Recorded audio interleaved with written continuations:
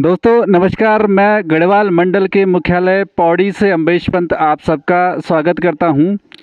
पौड़ी नगर पालिका के अंतर्गत यहाँ पे 11 कुल वार्ड हैं और आज मैं जहाँ पे खड़ा हूँ ये वार्ड नंबर 10 है पौड़ी का, यानी नगर पालिका का वार्ड नंबर 10 है। मैं यहाँ पे खड़ा हूँ और यहाँ पे ये पौड़ी विधानसभा है। और जिस तरह से सरकार का 6 महीने से ऊपर का कार्यकाल हो गया, क्या रहा सरकार की जो जन समस्याओं पे काम करने का वो जो रहा, किस तरह से रहा, क्या क्या रिजल्ट्स अभी तक मिले, इसी उस पे हम लोग लगातार पड़ताल कर रहे हैं। और पौड़ी विधानसभा से हमने इसे शुरू किया। मैं जब वार्ड नंबर 10 में आया तो यहाँ पे जो मूलभूत समस्याएं थी जंगली जानवरों की, यानी जो बंदर हैं, जंगली बंदर, यहाँ के जो लोग हैं वो बहुत परेशान हैं। अभी मेरी पौड़ी विधानसभा के विधायक राजकुमार पोरी जी से बात हुई थी तो वो तमाम बड़ी योजनाओं के बारे में बात कर रहे थे। सुरंग की वो बात कर रहे थे, पौड़ी से कोटद्वार की कनेक्टिविटी को कम करने की बात कर रहे थे। लेकिन जनता छोटी छोटी समस्याओं से परेशान है यहाँ पे। चाहे वो आवारा जो जानवर है वो सड़कों पे घूम रहे हैं, जाम लग जाता है। मैं कहूँ तो 6 महीने में पौड़ी की स्थिति में कुछ भी बदलाव नहीं हुआ। जिस तरह से डबल इंजन की ज़रूर यहाँ पे सरकार है। अब जब नगर पालिका के चुनाव भी होने अगले साल, 1 साल का समय से भी कम है, अब तमाम लोगों से मैं बात करूंगा। आज मेरे साथ में वार्ड नंबर 10 के एक युवा हैं, धसमाना जी। मैं इनसे बात करूंगा क्या क्या समस्या इनके वार्ड में है। धसमाना जी, मैं स्वागत करूंगा आपका। सरकार की 6 महीने की बातचीत हमने करी कि क्या उपलब्धियां रही। अभी तक पौड़ी विधानसभा की बात करें तो कोई उपलब्धि मुझे नज़र नहीं आ रही। जस की तस समस्याएं हैं, समस्याएं बड़ी हैं, कम नहीं हुई हैं।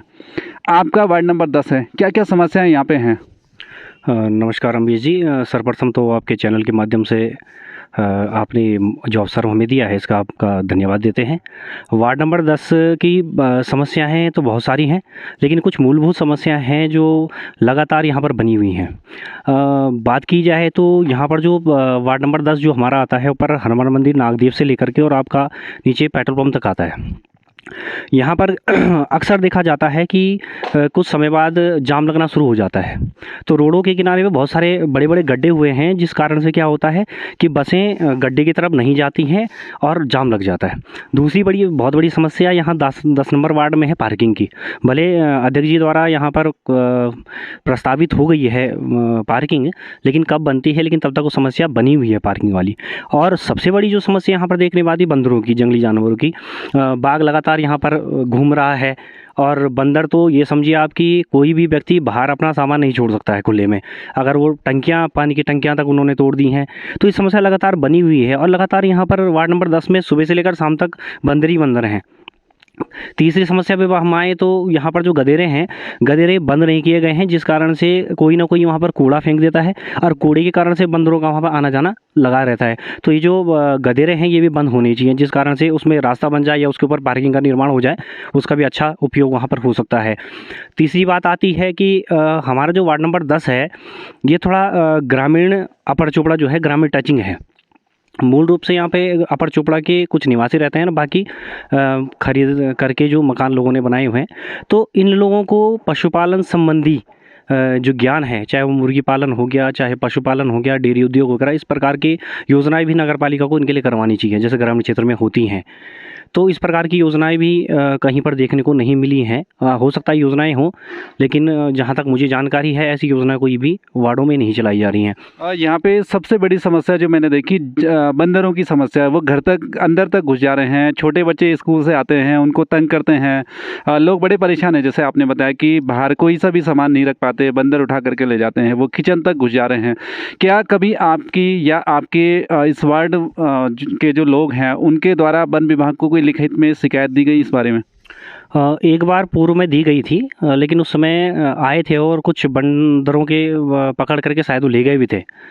इसकी पूरी जानकारी मुझे नहीं है कि सारे बंदर ले गए नहीं ले गए, लेकिन लिखित रूप से तो नहीं है, लेकिन मौखिक रूप से एक दो बार हमने उनसे ये बात रखी थी कि जो बंदरों की यहाँ पर समस्या है लगातार बनी हुई है, इससे निजात दिलाई जाए। जी। और क्या क्या है आगे योजना? आप पहले पूर्व में भी चुनाव लड़ चुके हैं इस वार्ड से, पार्षद का चुनाव लड़ चुके हैं और बहुत कम अंतर रहा था जब आप सफल नहीं हो पाए थे। आगे क्या प्लानिंग है आपकी? अगर इस बार अगर सामान्य सीट होती है और मुझे मौका मिलता है और सभी का आशीर्वाद मुझ पर रहता है तो मैं प्रयास करूँगा कि जो मूलभूत सुविधाएं हैं पहले उनकी तरफ मेरा ध्यान रहेगा, और दूसरा वन विभाग और प्रशासन के सहयोग से जो ये बंदरों की समस्या है इसको पूर्ण तरह से एकदम समाप्त तो नहीं किया जा सकता, लेकिन कम करने की पूरी कोशिश की जाएगी। और इनका एक सुझाव हो सकता है कि अगर वन क्षेत्रों में थोड़ा सा फलदार वृक्ष लगाए जाएँ तो शायद बंदर शहर की ओर नहीं आएंगे। चलिए, बहुत बहुत धन्यवाद आपका, आपने बातचीत के लिए समय निकाला। इस पौड़ी के 7 से 10 किलोमीटर के दायरे में मैंने देखा तमाम समस्याएं जस की तस बनी हुई हैं। हालांकि यहाँ के जो विधायक हैं पौरी जी 10 बड़ी योजनाओं की ज़रूर बात करते हैं, कोटद्वार से पौड़ी की कनेक्टिविटी की बात करते हैं, हवाई पट्टी की यहाँ पे बात करते हैं, पूर्व में यहाँ पे झील की बात करी गई, तमाम बड़ी बातें की जाती हैं, लेकिन जो छोटी छोटी समस्याएँ होती हैं उन पर आज तक ध्यान नहीं दिया गया। मुझे लगता नहीं है कि 6 महीने में विधायक जी ने इस ओर कोई प्रयास किया होगा या नगर पालिका का कोई प्रयास होगा कि जो बंदरों की ये समस्या है जो किसी भी टाइम बड़ा नुकसान यहाँ पे कर सकती हैं। पानी की पाइपलाइनें मैंने देखी क्षतिग्रस्त थी पूर्णतः। पिछले एक हफ्ते में पौड़ी की सर्वे करने पे मुझे लगा कि यहाँ पे समस्याएं कम होने की बजाय यहाँ पे बड़ी हैं। अब किस तरह से डबल इंजन काम कर रहा है इसमें मैं बहुत ज़्यादा नहीं कहूँगा, लेकिन कहीं ना कहीं अभी तक पौड़ी विधानसभा की सर्वे में डबल इंजन पूरी तरह से फेल हुआ है। नगर पालिका यहाँ पे पहले से ही फेलियर है। अब विधानसभा का जो डबल इंजन है यानी डबल इंजन की जो सरकार है उसमें ये विधानसभा पूरी तरह से फेल नज़र आ रही है। अब मेरा निवेदन है पौरी जी से कि आप पहले छोटी छोटी समस्याओं को, पानी की पाइपलाइनें जगह जगह क्षतिग्रस्त हैं, सड़कों में जाम लग जा रहा है, बंदरों की समस्या है, इन तमाम समस्याओं से पहले निजात दिलाएं, उसके बाद ही आप बड़ी योजनाओं पे काम करें।